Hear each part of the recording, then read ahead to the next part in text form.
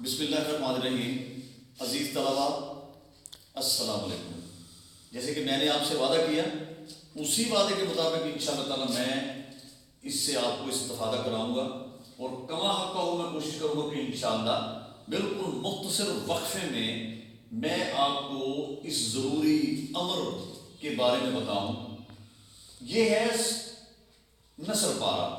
سوال نمبر 3 ہوتا ہے جن بچوں نے بہت زیادہ نمبر یعنی اچھی کارکردگی کا مظاہرہ کرنا ہوتا ہے تو یہ کلیدی سوال جو ہے اسے کبھی بھی نظر انداز نہیں کرنا چاہیے.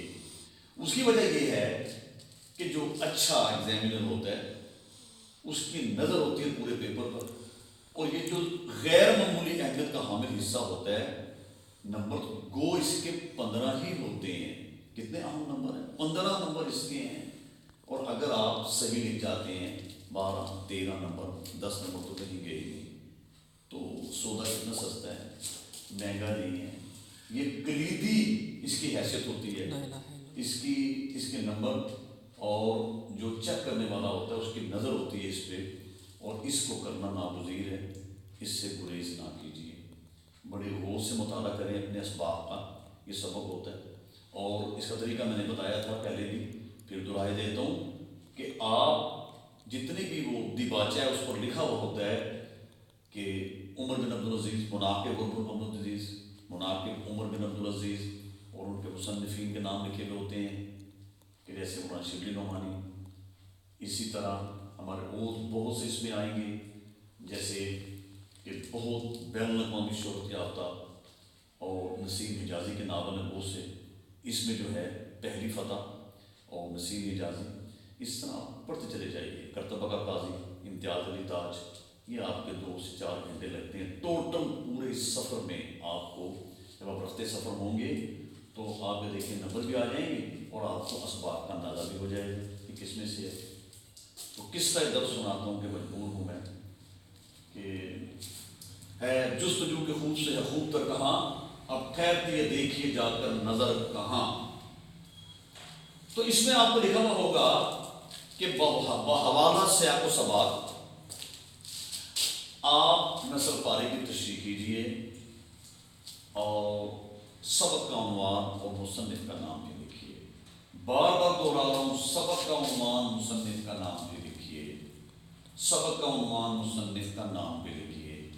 پیپر کو غور سے پڑھیں, آپ بڑا عمیق جائزہ لیں اور کچھ کام تو اس نے خود کر کے دے دیے ہیں, آپ کو صرف ضبط تحریر میں لانا ہے. سب سے پہلے آپ دیکھیے سبق کا عنوان مصنف کا نام اقتباس سیاق و سباق تشریح. اس کو ضبط تحریر میں لائیں. بار بار بار بار بار بار میرا نہیں خیال کہ آپ کا آدھا گھنٹہ لگے گا اور انشاءاللہ تعالیٰ آپ بہت زیادہ نمبروں تک رسائی کر دیں گے. اس کا رٹا لگا لیں اور دیکھیں کیسے لکھا ہوا ہے اور ان کی جزیات پر غور کیجیے. مصنف کیسے ہوتا ہے, سواد نون شوشوں کا خیال کیجیے, فضول شوشے نہ چھوڑیے, اس کو دیکھیے آپ. تو سبق کا عنوان. اب آپ کو اس نے نثر پارہ دیا, پیراگراف دیا کہ عبد الملک آتے ہیں اور دروغہ سے پوچھتے ہیں کہ میرا پیغام آپ خلیفہ وقت کو پہنچا دیجیے. تو وہ کہتے ہیں کہ میں ان کی نیند میں مغل نہیں ہونا چاہتا, وہ آرام فرما رہے ہیں تو پھر کسی وقت. وہ کہتا ہے نہیں, بہت ضروری بات کرنی ہے. اب ہمیں اندازہ ہو جاتا ہے پڑھنے کے بعد اگر ہماری اسباق پر رسائی ہے, ہماری تیاری ہے, ہم نے کما حق کا اس کو وقت دیا ہے ایک اہم سبجیکٹ سمجھتے ہوئے, تو پھر مجھے اندازہ ہو جائے گا کہ یہ تو مناقب عمر بن عبدالعزیز سے لیا گیا ہے. مناقب کے معنی ہی بہت صاف ہوتے ہیں, کسی کی خصوصیات, ان کی تعریف, اسے کہتے ہیں مناقب, یہ اس سے لیا گیا ہے. آپ فوراً وقت ضائع کیے بغیر, کیونکہ وقت کی بہت زیادہ قیمت ہے اس میں. سبق کا عنوان اور آپ جلدی سے اتاریے مناقب عمر بن عبدالعزیز. مصنف کا نام مولانا شبلی نعمانی. آپ نے 1 نمبر کما لیا ہے. اقتباس سے مراد یہ ہے اور یہ میں نے ڈاٹڈ یہاں پہ لگا دیا. آپ نے پورا نصر پارہ اتارنے نہیں بیٹھ جانا. اقتباس سے مراد یہ ہے کہ آپ نے صرف 2 الفاظ کا اضافہ کرنا ہے اور یہ ڈاٹڈ یہاں ایسے آپ نے کر دینے. اس سے یہ اندازہ ہوگا کہ یہ سبق یعنی یہ نصر پارہ یہ آپ کو دیا گیا ہے. یہ اقتباس ہوا تھا مناقب عمر بن عبدالعزیز جو کہ سبق کا نام تھا, عنوان لکھ لیا یہاں پر, اس سے لیا گیا تھا. یہ ہے میرا تشریح طلب. اس کے بارے میں مجھے سوال اٹھایا تھا, اب میں جواب ضبط تحریر میں لانے جا رہا ہوں. تو آپ نے اس کا سیاق و سباق پہلے دینا. سیاق و سباق سے مراد یہ ہے کہ میں نے بڑا آسان کر کے اسے بتایا اور بچوں کو میں نے وہ جو مشکل چیزیں ہیں کیونکہ 500-700 پیراگراف بن جاتے ہیں, کہاں تک یاد کریں گے آپ, کہ آگے کیا پیچھے کیا, تو میں نے جو آسان طریقہ کتاب کے حوالے سے ہی کہ اس سے آسان طریقہ اور کوئی نہیں ہو سکتا, آپ اس کے مرکزی نکات تک جائیے. کہ یہ آپ نے کہنا ہے کہ نصر پارہ مناقب عمر بن عبدالعزیز سے لیا ہے, جس میں مولانا شبلی نعمانی نے بہت خوبصورت اسلوب میں منفقانہ انداز میں حضرت عمر بن عبدالعزیز کی اوصاف بیان کیے ہیں کہ ان کی جو حکومت تھی وہ کیسے انصاف پر مبنی, عدل پر مبنی ان کی حکومت تھی.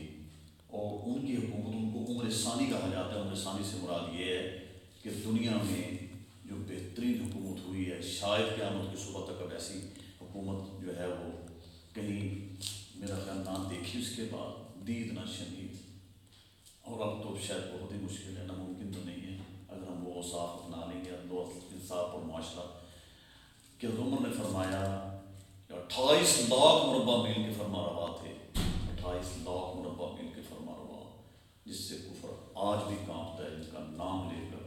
اور آج بھی ان کے سارے کا یہ عالم کہ وہ فرمایا کرتے تھے کہ اگر میری حکومت میں ایک یعنی بکری کا بچہ بھی بھوکا مر گیا تو اس کا جواب بھی عمر دے گا.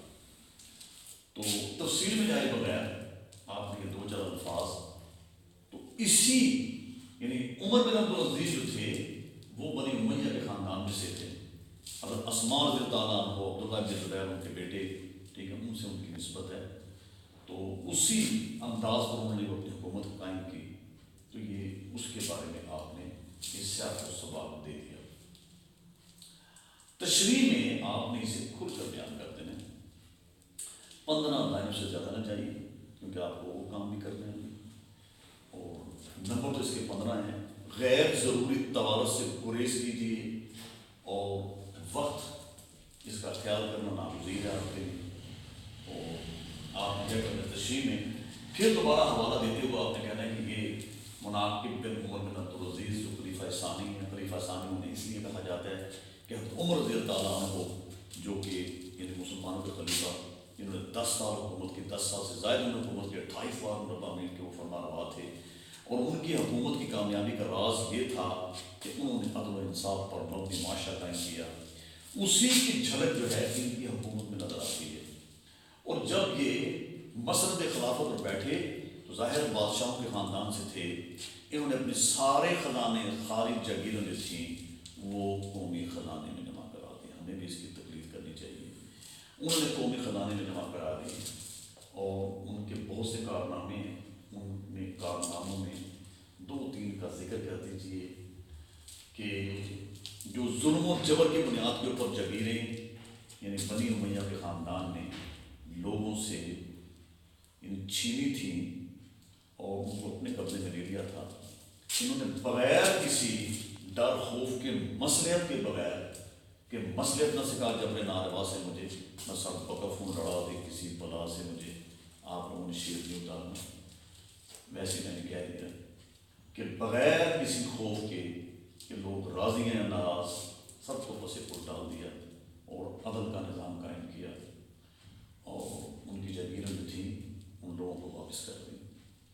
اور حمص کا ایک عیسائی جو دعویٰ لے کے آیا کہ میرے ساتھ زیادتی کی ہے اور ایک مسلمان نے, اور آپ نے دیکھی کہ کیسے تو کس سے فیصلہ چاہتا ہوں, انہیں کہا قرآن سے فیصلہ چاہتا ہوں میں, تو فیصلہ قرآن سے اس کے حق میں کر دیا. اور آپ نے غریبوں کے لیے, سب کے لیے انصاف, امیر غریب چھوٹا بڑا سب کے لیے انصاف کے دروازے کھول دیے، عدم مساوات کو ختم کر دیا، برابری کے سب کو حقوق دیے، اقلیتوں کو مکمل آزادی دی کہ وہ اپنے دائرہ کار میں رہ کر ٹھیک ہے وہ اپنی عبادت کر سکتے ہیں۔ اور اس قسم کے وہ انہوں نے اصلاحات کی کہ ایک بہترین تمدن، ایک بہترین تہذیب نے جنم لیا۔